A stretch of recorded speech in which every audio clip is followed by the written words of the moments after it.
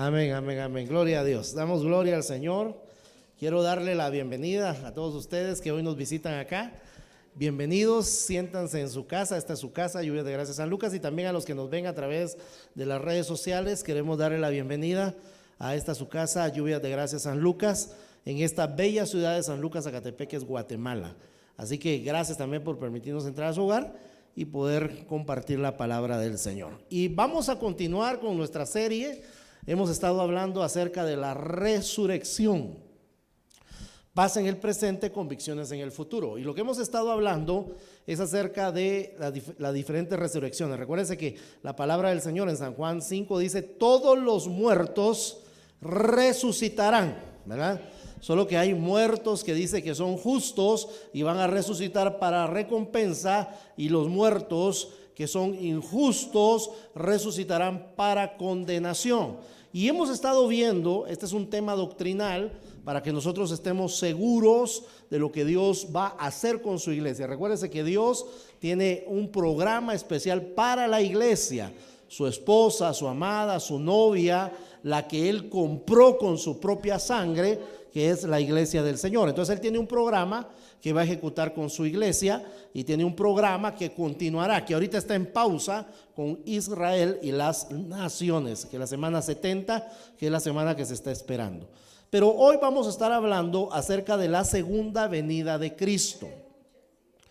Hemos estado hablando acerca de que Dios ejecuta programas para cada actividad que Él tiene. Así como hay programas que nosotros ejecutamos en esta tierra, así Él tiene programas que ejecuta para que se pueda cumplir su palabra. Y hablando de la segunda venida de Jesucristo, que todavía está dentro de la primera resurrección, hay un programa que debe de cumplirse, y ese programa inicia con el arrebatamiento de la iglesia, con el traslado de la iglesia, con el rapto, como nosotros le conocemos, de la iglesia. Entonces ahí va a iniciar este programa de la segunda venida, que está dividido en cuando Jesús viene, se queda en el cielo y la iglesia es trasladada, y luego cuando pose sus pies acá en el monte de los olivos. Y eso es lo que vamos a estar estudiando. Y vamos a ver que todo el contexto de la Biblia, todo el contexto de las escrituras nos habla acerca de este evento, del evento de la resurrección. Nos habla del evento de la segunda venida de Jesús. Entonces vamos a leer aquí en Judas capítulo 1, y Judas, recuérdense que es Judas, dice hermano de Jacobo, no es Judas Iscariote, para que usted no se preocupe y piense que lo va a traicionar, tranquilo, sino Judas capítulo 1, verso 14 y 15. Y acá esta escritura dice: de esto también profetizó Enoc, séptimo desde Adán, diciendo: he aquí vino el Señor con sus santas decenas de millares, para hacer juicio contra todos y dejar convictos a todos los impíos de todas las obras impías que han hecho impíamente, y de todas las cosas duras que los pecadores impíos han hablado contra él. Y pongamos atención, porque había un registro de profecías en Israel, y dentro de este registro de profecías había una profecía que era la profecía de Enoc. Ahora, si usted se da cuenta, Enoc, el mismo escritor acá de Judas, él dice que es el séptimo desde Adán. O sea, es esa séptima generación después de Adán. Eso significa que Adán es antes que Noé, Enoc es antes que Noé, antes que Abraham, antes que Israel, antes que Jesús. O sea, estaba desde el inicio del mundo, de las escrituras. Había una profecía que Jesús iba a venir con sus santos millares. O sea, iba a regresar. Estamos hablando desde el inicio, pero en el final, Apocalipsis capítulo número 22, versículo 20, el último libro de la Biblia, el último capítulo y los últimos dos versículos, dice la palabra: el que da testimonio de estas cosas dice: ciertamente vengo en breve. Amén. Sí, ven Señor Jesús. Entonces, Quien da testimonio es Jesús. Jesús mismo está diciendo, voy a regresar, voy a venir. Entonces, desde el inicio hasta el final, si hay algo que se está predicando, si hay algo que se está compartiendo, es esa venida de Jesús para el establecimiento de su reino. Recordemos que cuando Jesús estaba aquí en la tierra, su predicación era: el reino de los cielos se ha acercado. ¿Por qué?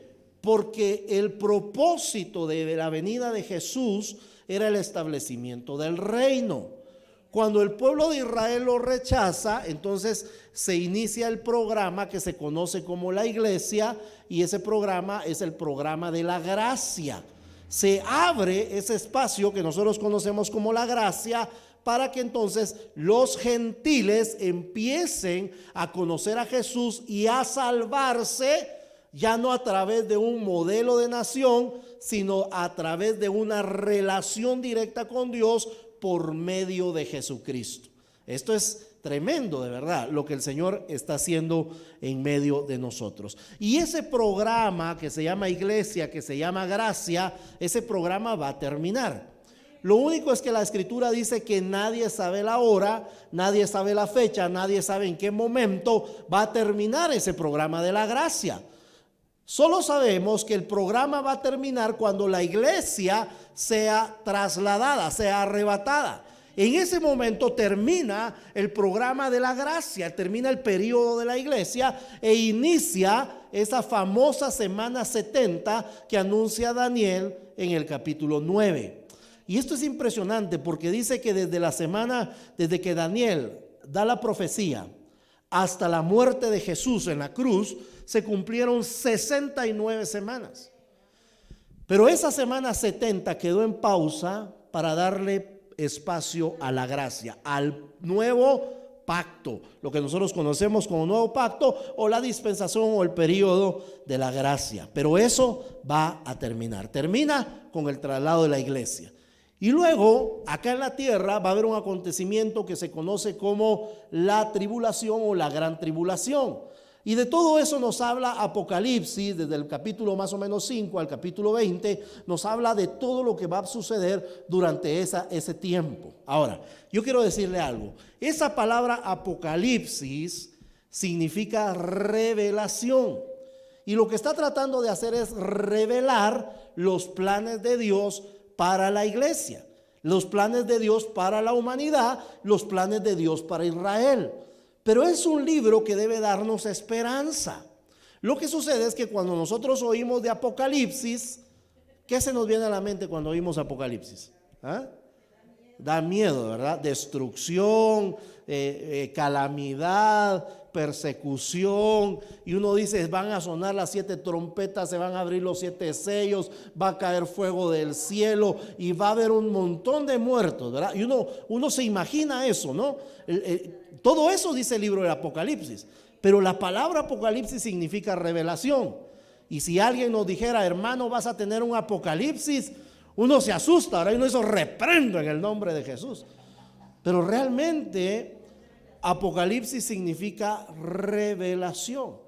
Cuando alguien nos diga vas a tener un Apocalipsis, no se imagine usted que se van a abrir los 7 sellos y los 7 cabezas de la bestia y qué sé yo. No, imagínense de que Dios le está dando esperanza, porque el libro de Apocalipsis es un libro que da esperanza. Diga conmigo, el libro de Apocalipsis, diga, el libro de Apocalipsis es un libro que da esperanza. Es un libro que da esperanza porque nos habla de que Dios nos va a guardar, que Dios va a guardar a la iglesia, que es lo que hemos estado hablando de ese día de la ira, que Dios guardará a la iglesia de ese día de juicio, de ese día de condenación. Dios guardará a la iglesia. Así que tenemos que entender algunos principios acerca de la segunda venida de Jesús. Y uno de los primeros principios que nosotros tenemos que entender acerca de la segunda venida de Jesús o advenimiento es que es premilenario. ¿Qué significa esto? Pre significa antes de. y milenio o milenario significa 1000 años. Significa que el reino de Jesús, el que él anunció cuando dijo el reino de los cielos se ha acercado, es ese reino milenial. Es un reino que durará 1000 años. Entonces, antes que inicie ese reino, Jesús vendrá a esta tierra, vendrá nuevamente, porque ya vino una vez. Recordemos lo que dice San Juan capítulo 1, a lo suyo vino, pero los suyos no le recibieron, o sea, lo rechazaron, lo crucificaron, ¿sí? Y él regresa al cielo, pero vendrá nuevamente. Él lo dijo varias veces en San Juan 14. Nosotros podemos encontrar cuando él dice: yo ahorita me voy, pero volveré, solamente voy a ir a preparar un lugar para ustedes, pero regresaré. Entonces, lo primero es entender que vendrá antes de ese reino milenial, antes del milenio. Lo segundo que debemos de entender del advenimiento es que es un acontecimiento literal. O sea, Jesús va a regresar. No es algo ficticio, no es una figura. Hay personas que interpretan la escritura de manera alegórica. Ya hemos hablado acerca de que la manera correcta para interpretar la escritura es la manera gramático histórico literal. Gramático porque hay figuras literarias que están dentro de la Biblia, ¿sí? Hay parábolas, hay símiles, hay anécdotas y hay cosas, figuras que se utilizaron para escribir. Entonces uno tiene que entender lo que está pasando, porque tampoco se trata de interpretar la Biblia, no se puede interpretar de manera literalísima, ¿sí? Todo es literal. No, hay figuras que uno tiene que entender. Hay historia que uno tiene que comprender, el momento histórico en el que se estaba escribiendo para poder interpretar las escrituras. Si no, imagínese esa escritura que dice: si tu mano derecha te es ocasión de caer, córtala, porque es mejor que entres al reino de la vida sin una mano que todo tu cuerpo se vaya al infierno. Usted no se va a ir a cortar la mano derecha, no se trata de eso. Esa es una figura. Es una figura literaria que Dios está utilizando para ejemplificar. Entonces lo que está diciendo es: todo aquello que te estorbe para entrar al reino de los cielos tienes que quitarlo, porque es mejor que quites eso, que no lo necesitarás, y no que tú te vayas a ir al infierno por no querer soltar eso. Eso es lo que está diciendo. Entonces, entendamos que el advenimiento de Cristo, la segunda venida de Cristo, es de manera literal, se va a ver, lo vamos a observar. Y Hechos capítulo número 1 nos dice en el versículo 11, aquí lo que estaba sucediendo es que Jesús estaba ya estaba con sus discípulos y les estaba diciendo: miren, yo quiero que ustedes permanezcan juntos, porque dentro de no muchos días voy a derramar de mi espíritu y ustedes van a recibir ese poder. Y ese poder les va a servir a ustedes para que sean testigos, para que prediquen, para que ustedes prediquen en Jerusalén, prediquen en Judea, prediquen en Samaria y hasta lo último de la tierra, a que el evangelio se riegue en todos lados. Pero ustedes necesitan el poder del Espíritu para cumplir esa asignación. Así que quédense juntos, permanezcan juntos para que sea derramado el Espíritu Santo. Después de que dijo esas palabras, dice la Escritura que Jesús empieza a elevarse y una nube lo cubre y lo lleva al cielo. Y en ese mismo momento aparecen dos ángeles y empieza a hablar con los discípulos que estaban ahí. Y les dice en el verso 11: los cuales también les dijeron: varones galileos, ¿por qué estáis mirando al cielo? Este mismo Jesús que ha sido tomado de vosotros al cielo, así vendrá como le habéis visto ir al cielo. De una manera, ellos lo vieron, ellos fueron testigos que de una manera literal Jesús subió al cielo. Y de esa misma manera literal Jesús descenderá a la tierra. Pero hay una tercera consideración. El segundo advenimiento de Cristo es necesario para que las profecías se cumplan. Quiero decirle algo: todas las profecías de Jesús, todas las profecías que se contaron o que se hablaron o que se proclamaron en el Antiguo Testamento, todas se cumplieron de manera literal. Escuche esto, todas fueron de manera literal. Había una profecía que decía que Jesús iba a nacer en una ciudad Éfrata, en Belén. ¿Y dónde nació Jesús? En Belén, fue literal. Estaba la profecía de que la Virgen iba a concebir e iba a dar a luz. ¿Y qué pasó? Nosotros encontramos en Lucas la historia donde el Espíritu Santo se posa sobre María y ella concibe, ella siendo virgen. Se cumplió de manera literal. También dice la Escritura que iba a ser llevado a Egipto. Y él dice, y la misma Biblia dice, y fue llevado a Egipto para que se cumpliese la Escritura: de Egipto llamé a mi hijo. Se está cumpliendo de manera literal. Cuando la profecía dice que fue llevado como cordero al matadero y que enmudeció y no abrió su boca, esa profecía se cumplió de manera literal. O sea, él fue llevado a la cruz del Calvario. O sea, todas las profecías se cumplieron. Y aquellas profecías que todavía están proclamadas se tienen que cumplir de manera literal. Ahora, existió un problema, porque la situación es que el pueblo de Israel, los judíos, no lograron diferenciar entre el Mesías sufriente y el Mesías reinante. Entonces ellos no lograron distinguir esos tiempos, pero le damos gracias al Señor que nosotros ya vivimos en este tiempo y que tenemos las Escrituras que nos dan revelación de los acontecimientos, de lo que ya pasó, de lo que ya sucedió, y que todo lo que fue profetizado se cumplió, pero todavía está pendiente de que se cumplan. Y hay algunas profecías que deben de cumplirse para que Jesús venga. Y yo no voy a leer todos los textos, solamente voy a leer aquí los conceptos y le voy a mencionar los textos, no voy a leer los pasajes. Si usted quiere los apunta, si no le toma fotos, si no, pues yo con mucho gusto me escribe y le mando el bosquejo para que usted lo pueda tener y lo pueda estudiar, no hay ningún problema. Entonces voy a leer algunas profecías que se tienen que cumplir. Que él ha prometido que él mismo va a regresar. Y eso ya lo vimos en Hechos 1:11, ¿verdad? Que él va a regresar. Que los muertos, que todos los muertos oirán su voz. También se tiene que cumplir. Que él vendrá a la tierra otra vez. Aquí tenemos algunos pasajes, Hechos 1:11. Vendrá al mismo monte de los olivos de donde ascendió. Jesús ascendió en el monte de los olivos y regresará al monte de los olivos. Zacarías 14:4. Incluso hasta cantamos una canción, ¿verdad? Que dice: Jesús posará sus pies en el monte de los olivos. Y nosotros lo cantamos y a veces ni sabemos qué significa, ¿verdad? Significa que Jesús va a regresar y va a poner sus pies en el monte de los olivos. Y ahí dice que el monte se partirá en dos, y eso es lo que dice la profecía en Zacarías.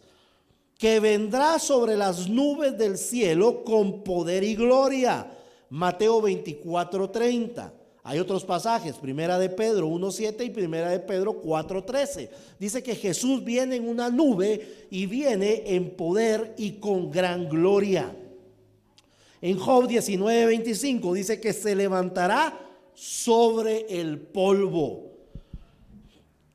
También hay otra profecía que dice que sus santos, la iglesia, vendrán con él. Primera de Tesalonicenses 3:13 y lo que leímos en Judas 1:14, que Jesús regresará con sus millares, ¿verdad? Con sus santos millares, él regresará con la iglesia. Por favor, eso sí tomemos nota, porque recuérdense que la iglesia va a ser trasladada, la iglesia va a ser arrebatada, y cuando Jesús venga en la segunda venida, lo que se conoce como la segunda venida se cumple cuando Jesús ponga sus pies en la tierra. Ahí se cumple la segunda venida. Cuando Jesús todavía está en los cielos, todavía no está cumpliéndose la segunda venida. Ahí lo que sucedió fue el rapto. Se cumple cuando Jesús ponga sus pies en el monte de los olivos, pero regresa con la iglesia. También dice que todo ojo le verá, Apocalipsis 1:7. Que ante él se doblará toda rodilla, Isaías 45:23. Que las naciones vendrán para adorar al rey, Zacarías 14:16 y Salmos 86:9. Y mire esto, que él volverá a edificar Sión, la ciudad de Sión será edificada, Salmos 102:16. Tiene que volverse a construir la ciudad. Que su trono será en Jerusalén, Jeremías 3:17 e Isaías 1 del 1 al 21. Y mire, con esto solo quiero decirle algo. Esas profecías se están cumpliendo. Una de las profecías era de que antes de la venida de Jesús se tenía que restablecer la nación de Israel. La nación de Israel ya está restablecida. Que el lugar del trono de Dios tiene que ser Jerusalén. Jerusalén era la capital en ese momento de Judea, y por eso es que algunas naciones, y dentro de ellas Guatemala, han reconocido a Jerusalén como la capital de Israel. Ahorita actualmente la capital de Israel no es Jerusalén, sino es Tel Aviv. Y Jerusalén pertenece a Palestina, pero la está reclamando Israel como su capital. Entonces, para que se cumpla la escritura, todo se tiene que ir alineando para que la escritura sea cumplida. Que los apóstoles se sentarán sobre los 12 tronos para juzgar a las 12 tribus de Israel. Eso va a suceder en el reino milenial. Mateo 19:28 y Lucas 22 del 28 al 30. Mire todas las profecías que hay todavía por cumplirse. Que el templo será reedificado, ya lo había dicho, ¿verdad? Será reedificado en Jerusalén. No había dicho el templo, sí. Ezequiel 40:48. Que el desierto se convertirá en campo fértil, Isaías 32:15. Que el desierto florecerá como la rosa, Isaías 35 del 1 al 2. Y su habitación será gloriosa, Isaías 11:10. Todas estas profecías tienen que cumplirse de manera literal. ¿Sí? Todas y cada una de ellas se deben de cumplir. ¿Y qué significa eso? Que si la palabra del Señor está diciendo que Él posará sus pies en el monte de los olivos, Él va a poner sus pies en el monte de los olivos. Eso tiene que cumplirse de manera literal. Entonces, vamos a tomar nada más alguna de estas profecías, y es que el segundo advenimiento será visible por todo el mundo. Por todo el mundo, todas las naciones van a ver la segunda venida de Jesús. Todo el mundo va a estar pendiente. Apocalipsis 1:7 dice: he aquí que viene con las nubes, y todo ojo le verá, y los que le traspasaron y todos los linajes de la tierra harán lamentación por él. Sí, amén. Significa que aquellos que los traspasaron, aquella nación que le dio muerte, y aquellos que lo rechazaron, lo van a ver cuando Él venga y ponga sus pies. Todo el mundo lo va a ver. Mateo 24:30 dice: entonces aparecerá la señal del Hijo del Hombre en el cielo, y entonces lamentarán todas las tribus de la tierra, y verán al Hijo del Hombre viniendo sobre las nubes del cielo con poder y gran gloria. Mire qué tremendo. Todo el mundo lo va a ver, y dice la escritura que la gente se va a lamentar porque va a decir: ¿por qué no creímos? ¿Por qué no creímos en Jesús? ¿Por qué no creímos en que Él ya había venido y nos estaba dando la oportunidad de conocerle ahora, en este tiempo, en este momento? La gente va a empezar a lamentarse porque Jesús va a establecer su reino en esta tierra, pero para eso va a venir primero a esta tierra, y todo el mundo le va a ver. Ahora, quiero decirle que esta segunda venida de Jesús, o este advenimiento o segundo advenimiento de Cristo, tiene que utilizarse como una exhortación en este tiempo. ¿Exhortación a qué? Tenemos que utilizar esta segunda venida de Cristo para poder exhortar, número uno, para arrepentimiento, para que la gente se arrepienta. Hechos capítulo 3, versos 19 y 20 dice: así que arrepentíos y convertíos, para que sean borrados vuestros pecados, para que venga presencia del Señor, tiempos de refrigerio. Y Él envía a Jesucristo que os fue antes anunciado. Mire qué tremendo. Porque este es el tiempo para que la gente se convierta, para que la gente se arrepienta y se convierta. Mire, no es otro tiempo. Ahorita nosotros tenemos algo que se llama la gracia, la salvación por gracia. Cuando nosotros reconocemos a Jesús, como nos dice Romanos capítulo 10, verso 9 y 10, que si confesamos con nuestra boca y creemos en nuestro corazón que Jesús fue levantado de los muertos, dice que entonces seremos salvos. ¿Por qué? Porque con la boca, dice, se confiesa para salvación, pero con el corazón se cree para justicia. Entonces, ¿qué significa eso? Significa que este es el tiempo para que la gente crea, que este es el tiempo para que la gente tenga fe en Jesús. La salvación es por gracia, según nos dice Efesios 2, 8, 9. Y por gracia sois salvos por medio de la fe. Y esto no es un trabajo de ustedes, sino es por gracia, es por fe. ¿Sabe para qué? Para que nadie se gloríe, para que nadie se atribuya y pueda decir: yo fui salvo porque me porté muy bien, fui salvo porque no hice nada malo, fui salvo porque yo ayudaba a las personas, fui salvo porque siempre fui ejemplo a los demás. Eso no sirve, eso solamente es jactancia para esta tierra, pero la salvación es otorgada por Dios a través de Jesús cuando le reconocemos como Señor y Salvador. Y este es el tiempo.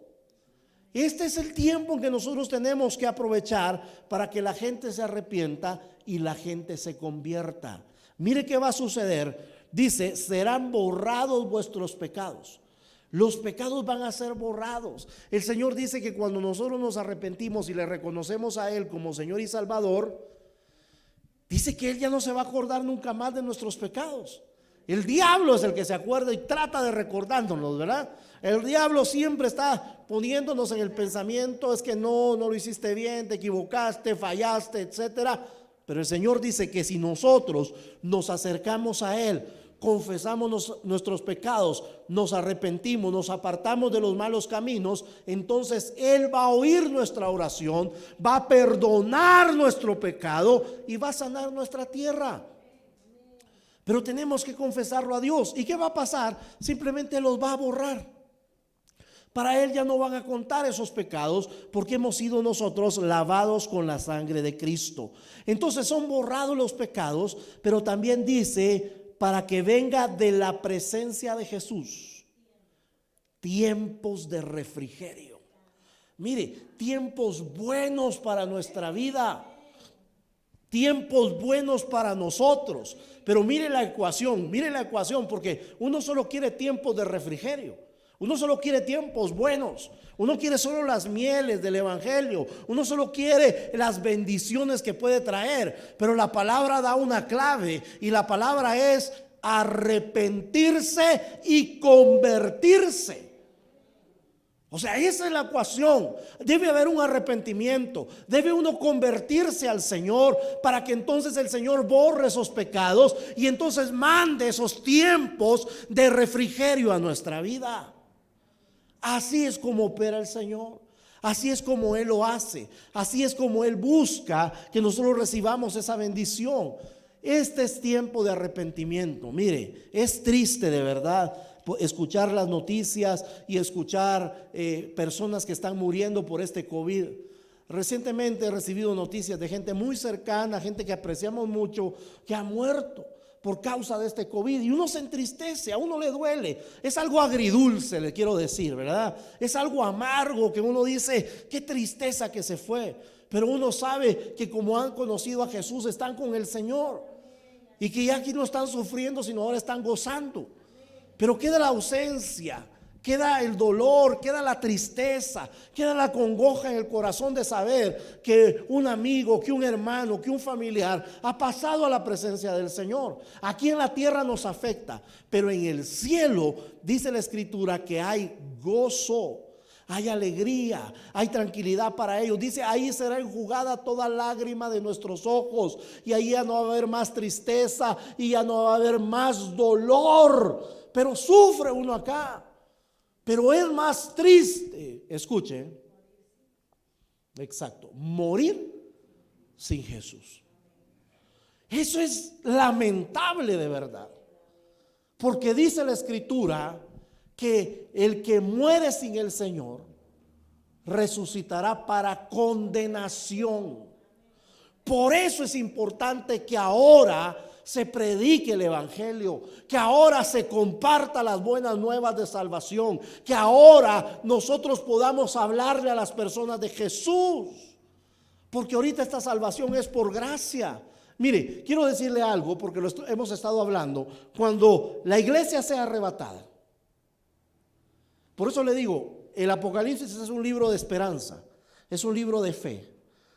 Porque aquellas personas, mire, el que muere ahorita sin Jesús ya no tiene esperanza, ya no puede hacer nada. No hay purgatorio, no hay rezo de 9 días, de 40 días, de 1 año que lo pueda sacar del infierno. Eso no existe. Perdón que lo tenga que decir de esa manera. No quiero ser ofensivo, pero no es cierto. La Biblia no lo dice. La Biblia no lo enseña.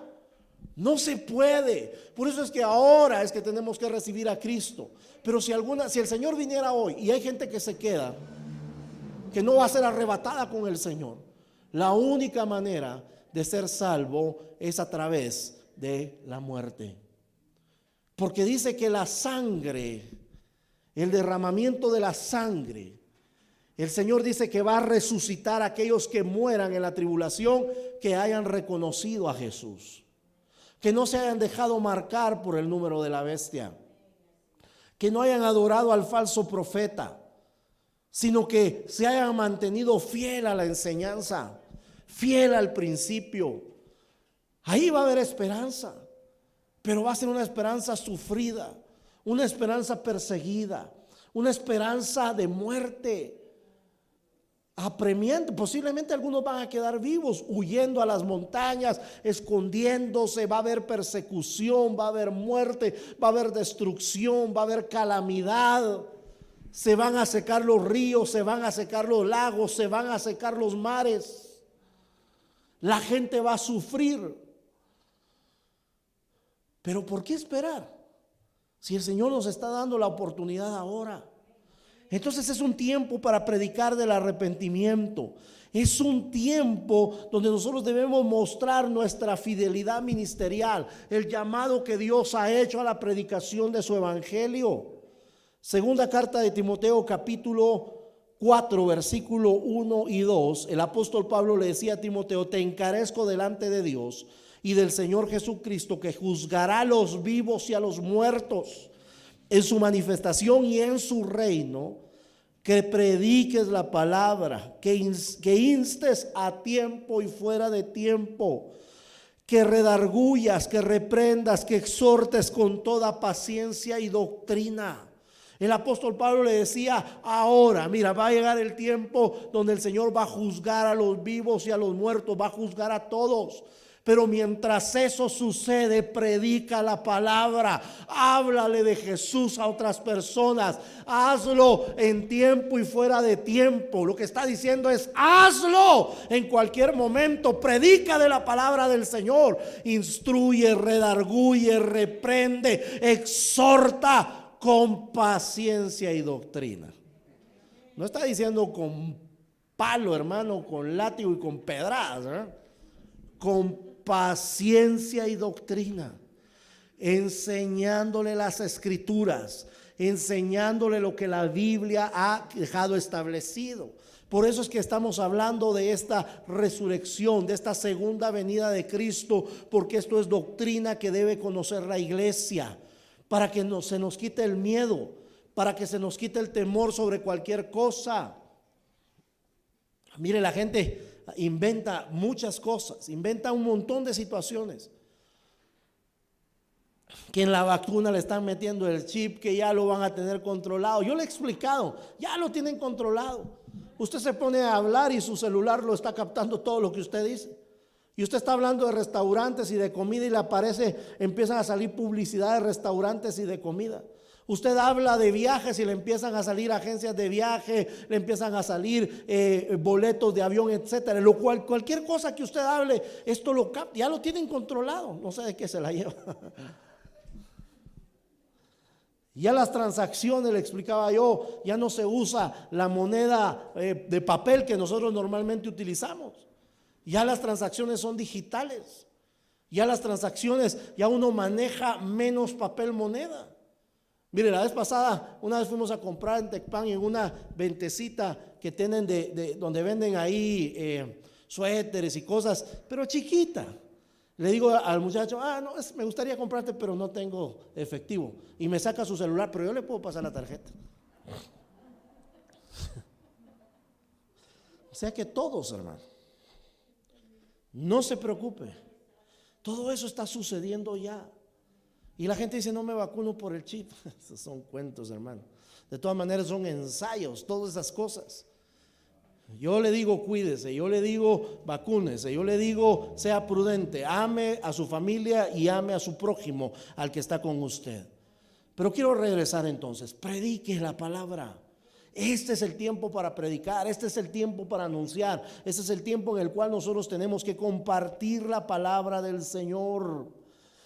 También otra exhortación, otra enseñanza es que nuestra ciudadanía no es terrenal, sino nuestra ciudadanía es celestial. Todo aquel que tiene a Jesús como Señor y Salvador, su ciudadanía no es terrenal. Mire, su DPI puede decir guatemalteco, pero su DPI espiritual dice hijo del reino de los cielos, hijo de Dios. Su ciudadanía está allá, usted pertenece a los cielos. Eso es lo que dice la Escritura. Filipenses 3:20 dice, mas nuestra ciudadanía está en los cielos, de donde también esperamos al Salvador, al Señor Jesucristo. Mire, estamos allá, nuestra ciudadanía está allá y solo estamos esperando que venga el Señor por nosotros. Que Él venga a traernos como su iglesia para estar con Él. Y quiero decirte que este es el evento más importante que todo creyente debe esperar. Esto es lo más importante. Yo les he dicho, yo estoy ilusionado, ¿verdad? Como cuando uno se casa, ¿verdad? Cuando uno se casa, uno está ilusionado. Bueno, si no se casó a la fuerza, ¿verdad? Pero uno está ilusionado cuando uno se casa, ¿sí? Uno se emociona. Yo recuerdo cuando mi hija se casó, mi esposa, no sé si estaba más ilusionada mi esposa o mi hija cuando se casó, ¿verdad? Ella porque la fue a cambiar, la llevó a que la peinara, la llevó a que la maquillara, le puso su vestido. Yo no sé las emociones que ella pudo haber sentido, ¿verdad? Y yo solo bañé a mis hijos varones y ahí que miren qué hacen, ¿verdad? Y ya estábamos esperando. Lo que quiero decir es que es una ilusión, una emoción. Uno está esperando, ¿verdad? Y uno va. Mire, yo he visto esto. Cuando el esposo, porque normalmente en las bodas el esposo está delante esperando que entre la novia, ¿verdad? Y cuando el esposo mira a la novia, llora de la emoción, porque es algo que él estaba esperando también y se emociona y las lágrimas les caen de la emoción de que va a recibir a su esposa. Y la esposa viene con esa ilusión de que va a tomar también a su esposo. Y es algo emocionante cuando las cosas se hacen bien. Repito, cuando las cosas se hacen bien, uno se emociona por eso. Así me siento yo emocionado cuando pienso en la venida de Jesús. Ver la cara de nuestro Salvador. Imagínese usted qué impresionante va a ser eso. Poder ver a Jesús. Poder reunirnos con Él en el cielo. Ya sea que, como dice el apóstol Pablo, ya sea que durmamos o que velemos, ya sea que estemos muertos o que estemos vivos, pero ver a Jesús, eso va a ser lo más glorioso que puede existir en la vida, de verdad. Yo anhelo ese momento, el poder ver a Jesús cara a cara, el poder ver a Jesús, el poder expresar todo lo que uno siente, todo lo que uno es. Poderlo ver, es algo emocionante, es algo que debe ilusionar a la iglesia, que debe ilusionar a todo cristiano, el poder ver a Jesús. A mí me emociona. Yo como dijo el apóstol Juan, ven Señor Jesús, amén, ven por tu iglesia. Es un acontecimiento que debemos de estar esperando. Primera de Tesalonicenses 1, versos 9 y 10 dice: porque ellos mismos cuentan de nosotros la manera en que nos recibisteis y cómo os convertiste de los ídolos a Dios para servir al Dios vivo y verdadero y esperar de los cielos a su Hijo, al cual resucitó de los muertos, a Jesús, quien nos libra de la ira venidera. Eso es lo que Dios va a hacer con nosotros. Cuando Él nos traslade, nos va a librar de ese día de la ira, nos va a librar de esa ira venidera que es la tribulación.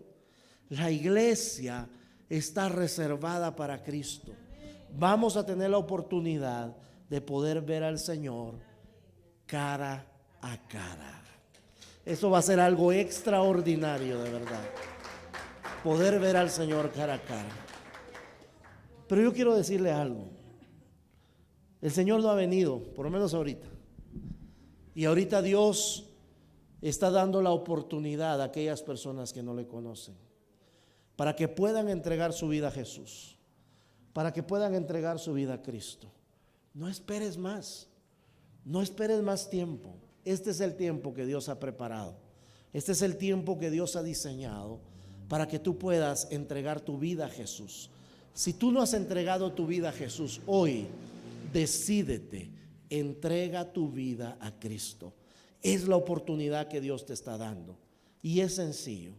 Solo tienes que confesar con tu boca y creer en tu corazón.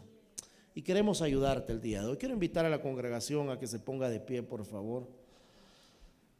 Y quiero invitar a aquellas personas que no tienen a Jesús para que puedan entregar su vida a Cristo. Quiero que cerremos nuestros ojos, por favor. Y si los hermanos de la alabanza están por ahí, que vengan a ayudarme, por favor, para que podamos hoy entregar nuestra vida a Jesús. Aquellos que no tienen a Jesús en su corazón, o aquellos que sienten que Jesús no está con ellos porque se alejaron de alguna manera de Él. Este es el tiempo para que entregues tu vida a Cristo, para que te acerques a Él y le conozcas como Señor y Salvador. Quiero invitarte a que repitas esta oración conmigo para que tú entregues tu vida a Jesús y que le digas: Señor Jesús, reconozco que soy pecador, pero reconozco que moriste en la cruz por causa de mi pecado. Hoy te abro la puerta de mi corazón y te invito a que entres a vivir en mi vida. Toma el trono de mi vida y haz de mí la persona que tú quieras que yo sea. Dame el regalo de la vida eterna. Hoy te recibo como mi Señor y mi Salvador. Inscribe mi nombre en el libro de la vida. En tu nombre, Jesús. Gracias, Jesús. Y quiero orar por ti, iglesia. Si el Rey ya viene, Porque el Rey ya viene. ya viene la iglesia redimida. Dice: ven, Señor Jesús. Si el Rey ya viene, el Rey ya viene, Dios ya viene por mí. Si el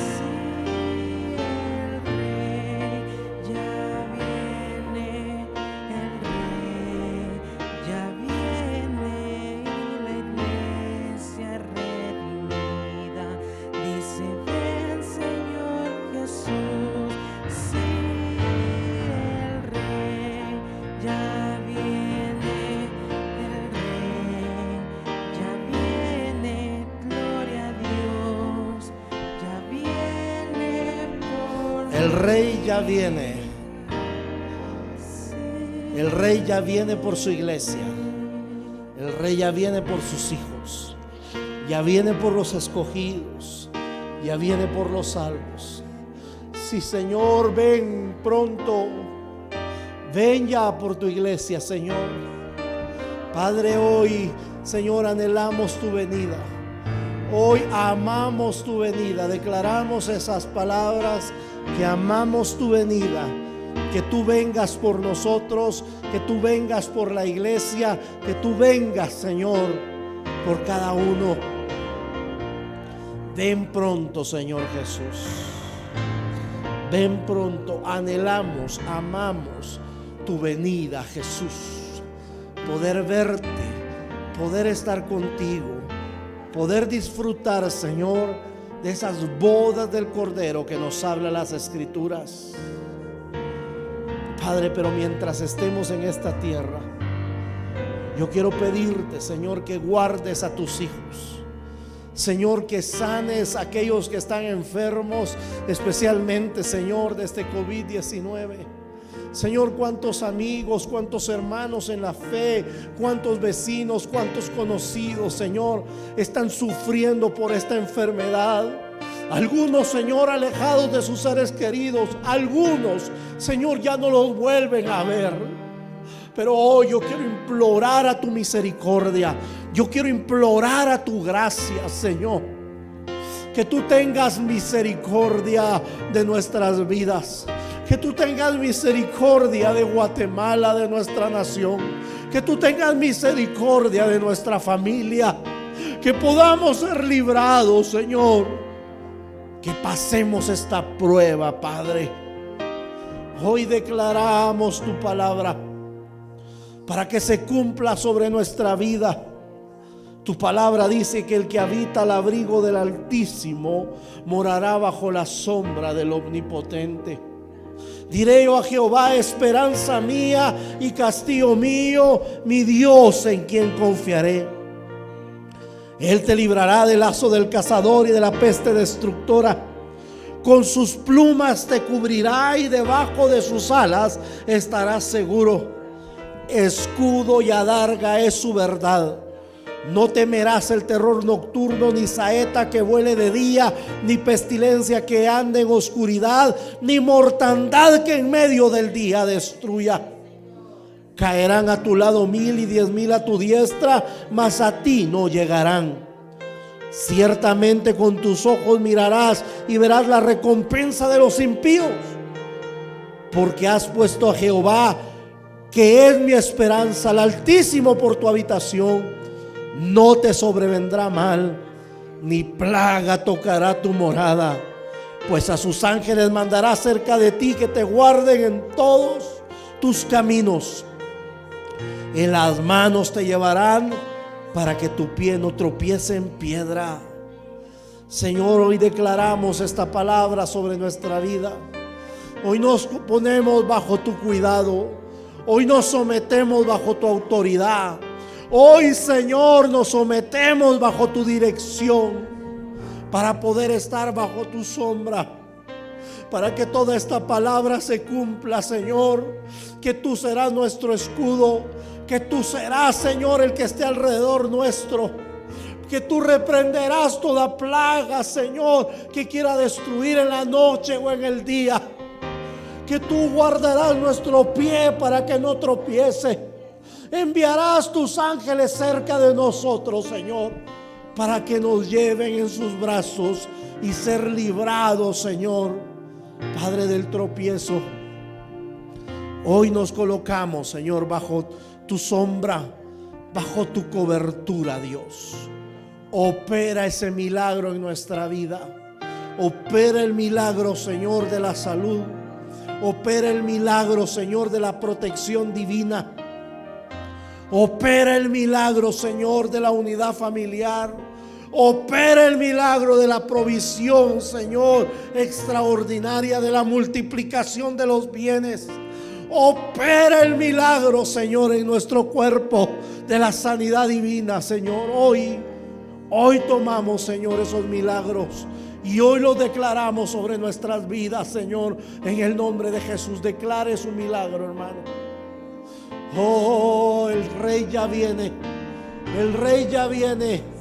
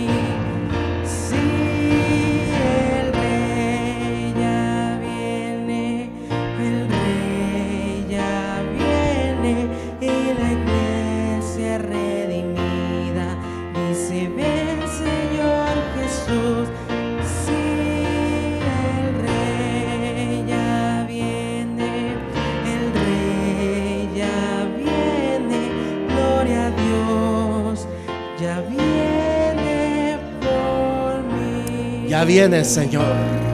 Te esperamos, Padre, te esperamos, Jesús. Gracias, Espíritu Santo. En el nombre de Jesús. Amén y amén. Gloria al Señor. Quiero dar unos anuncios antes de que usted se pueda retirar de este lugar.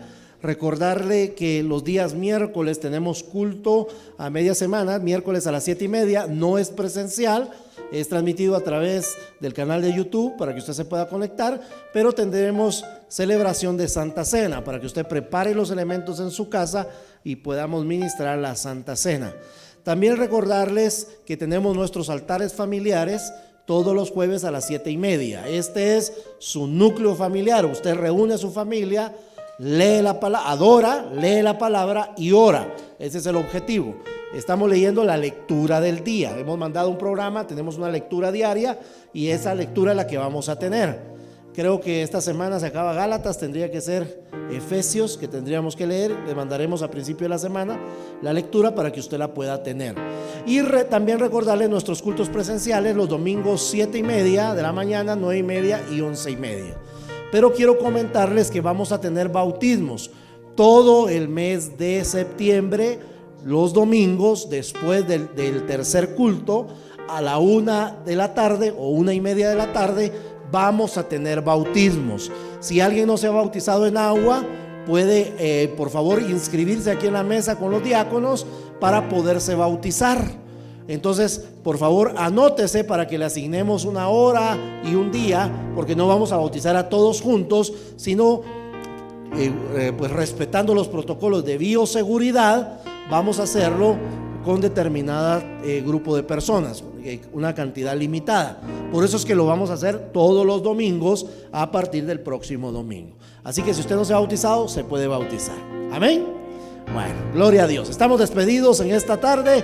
Dios le bendiga, que tenga un lindo domingo y una bendecida semana. Dios le bendiga. Un abrazo.